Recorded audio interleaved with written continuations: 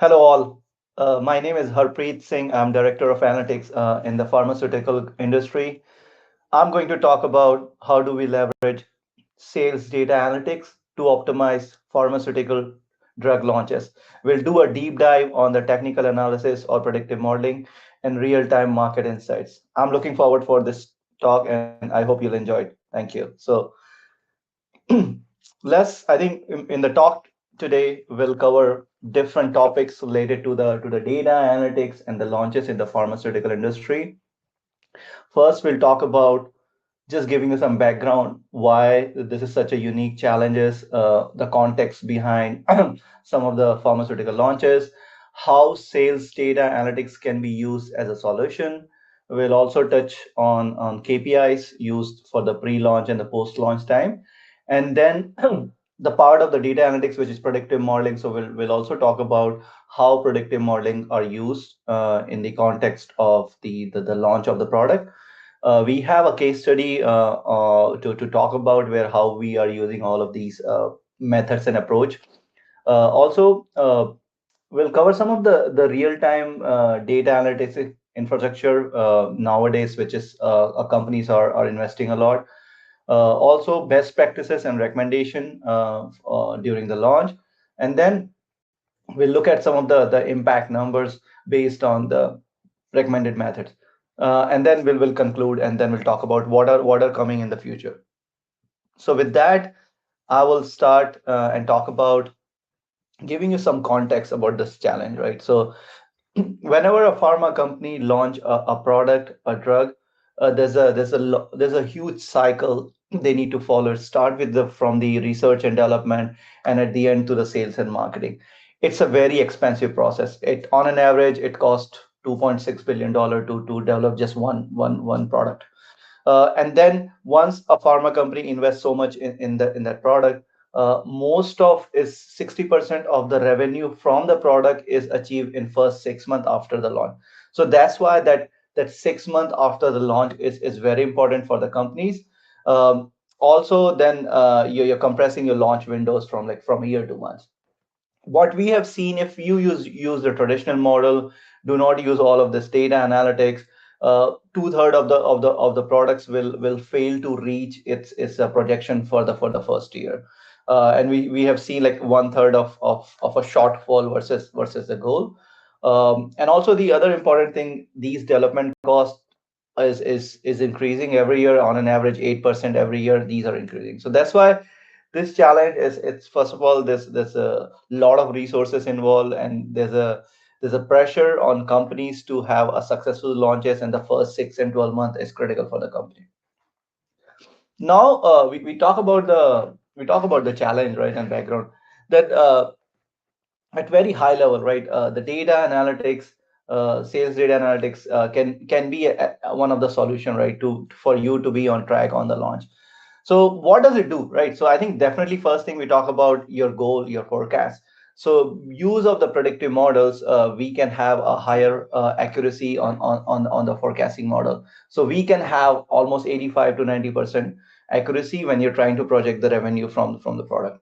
The real-time data processing. So we have a lot of data, millions of records. So with the higher data processing, millions of these records can be processed, and then it will result in the faster decision making.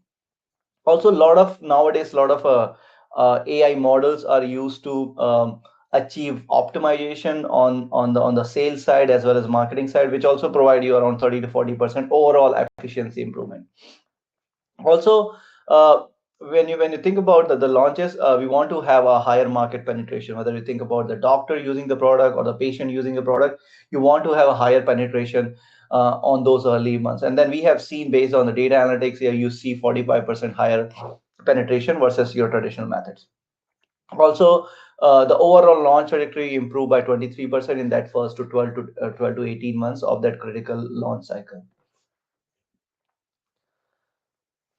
I think so. This KPIs are important. Why these are important? Because different teams are looking at different performance metrics.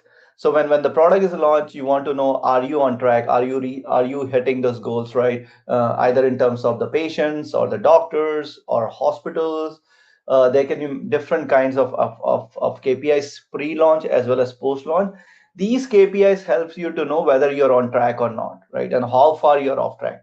So we talk about that 60% of the lifetime revenue of the product is achieved in first 6 months after the launch.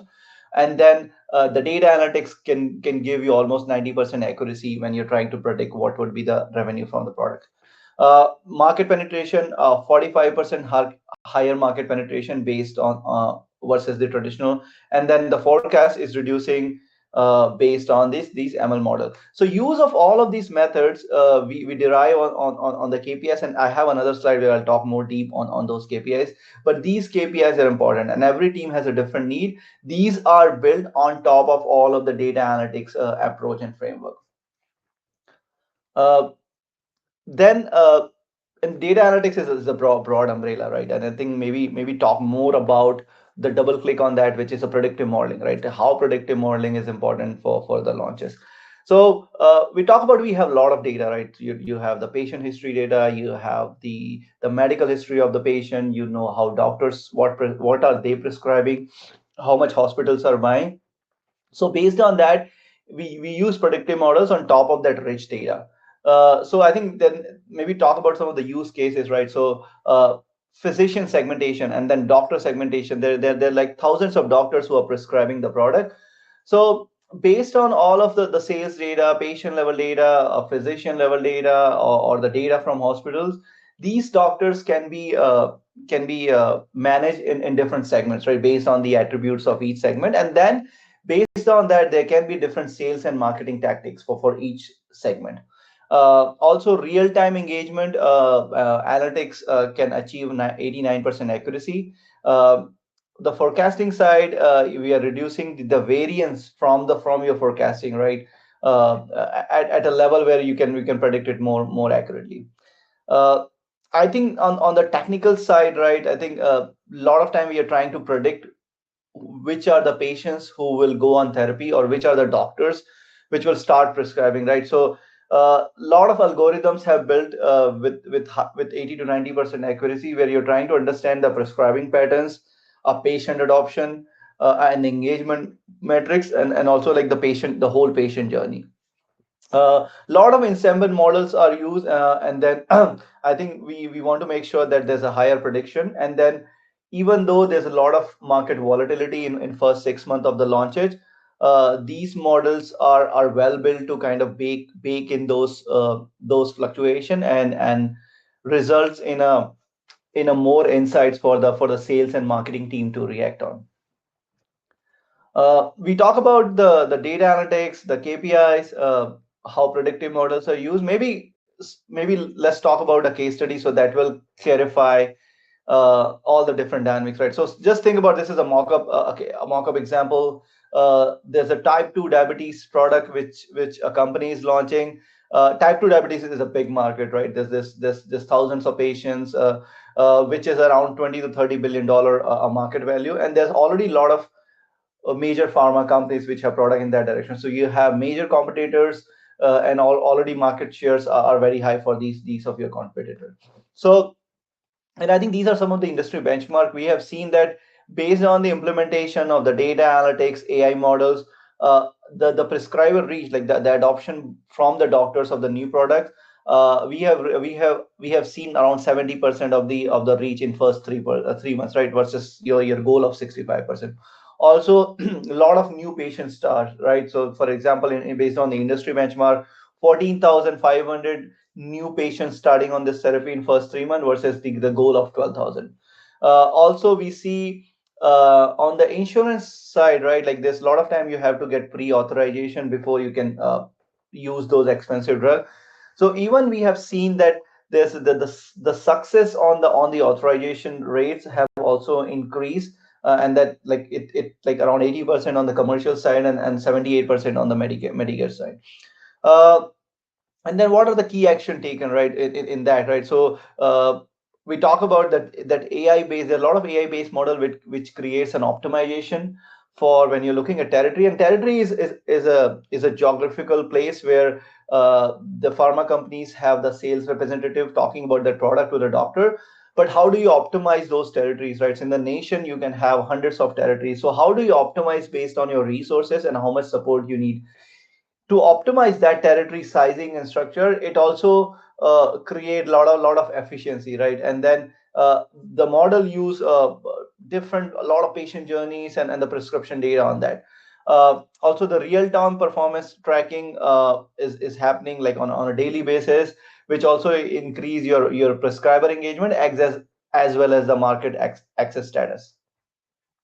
So I think this is a good example of a launch, and then how these data models as well as your data infrastructure is helping the companies to achieve a higher goal on from the prescriber side as well as on the patient side. I think we talked a little bit about the real time analytics, but uh, in the pharmaceutical world, right, there's so many data sources, right? So if there are patients are going to the doctors, patients are going to the hospitals, they have all of their medical history. We have 10 to 20 years of data where we can see if this patient was diagnosed with the type 2 diabetes in the past, or how often he has visited to the doctor, how often he has gone to the emergency services. So this is like very rich medical transaction data. As at the same time, we have prescription data, right? So I know this doctor has prescribed 10 of this product B and 20 of this product B in last 6 months. And then we also know hospitals are buying a lot of products, right? So these data sets are not integrated, right? So, but millions of billions of record to process that. Companies are investing a lot on that infrastructure where you can do a real-time data processing. So we are talking about and then a lot of companies are moving to AWS, doing more cloud infrastructure where you can process. We are talking about processing capacity in terms of the petabyte, like almost 4 petabyte. You have a real-time data streams. So 142 with average latency of 47 millisecond, which cover a lot of pharmacy data. Also, almost millions of claims are processed every day with almost 99% of validation. So maybe let me talk about the validation, right? When you get a lot of these data, uh, on the raw data, it's not clean, and a lot of times there's a lot of missing values for patients and doctors. So once you have your raw data, on top of that, you also have a lot of quality check models are built, and then that's where the lot of imputation happen, right? So you have a lot of missing value. How can you predict those missing value based on the similar behavior of the patient and doctors in the similar geography? So that is an important, because the data quality is important for this AI model. Is garbage in, garbage out.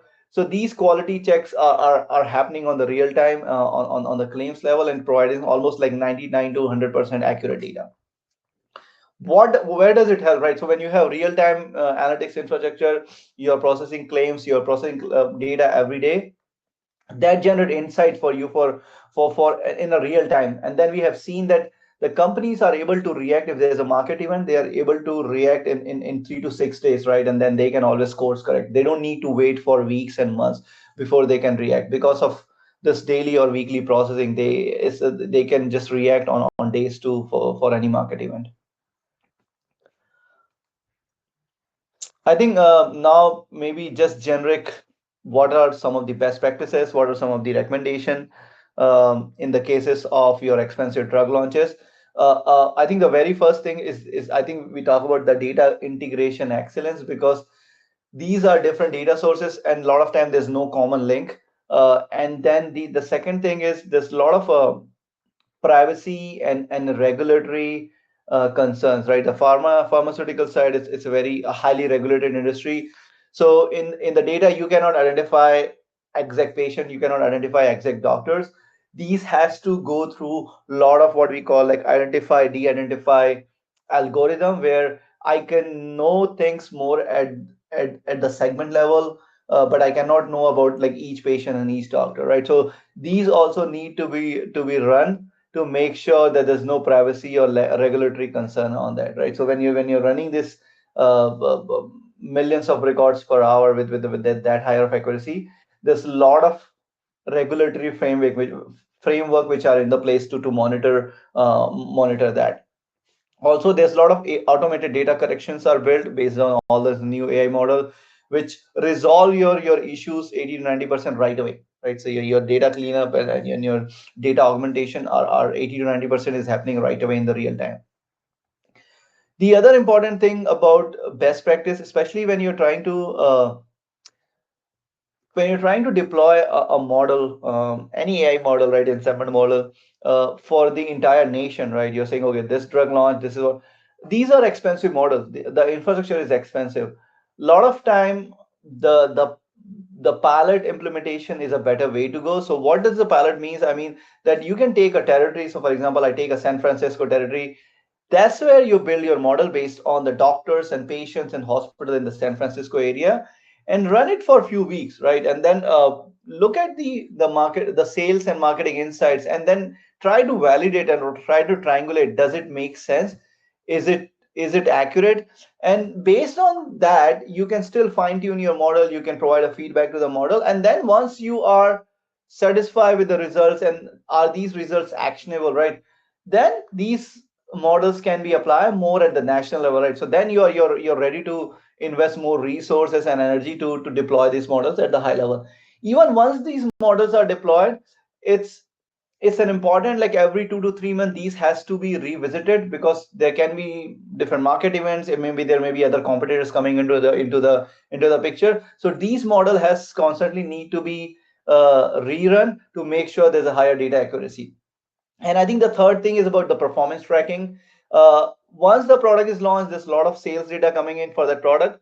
Uh, there's a need of a lot of dashboards, right, for different team, whether it's a sales team, marketing team, payers team.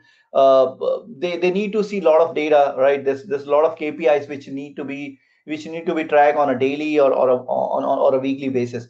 So daily dashboards are created, and then there's a lot of automated alerts which we create based on the custom needs for different teams.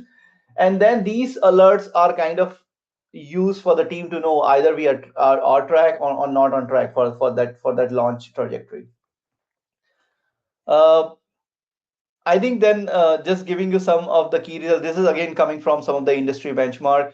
With all the data analytics, predictive models, real-time data infrastructure, quality checks, we are able to penetrate market 45% more than any traditional methods. Also, you see 23, 25% improvement on your launch trajectory in first 18 months. Also, the real-time insights we talk about, the company can have the data and react to a market event in 3 to 4 days. And also the prescriber engagement with these AI models, uh, also giving almost 90% accuracy. So now, I think just to conclude, this is a very vast area. I think I'm just trying to touch base at very high level on the different aspect of the data analytics in the pharma side. But just like some of the key takeaway, definitely data analytics, predictive model, AI model, they are contributing a lot of optimization and a lot of improvement, measurable improvement in the market penetration, patient engagement, prescriber engagement, and overall the operational efficiency. The real-time analytics definitely helping us to have agile decision making. Advanced predictive models are helping to have a higher accuracy in your forecasting model. That also helps to have a right resource optimization.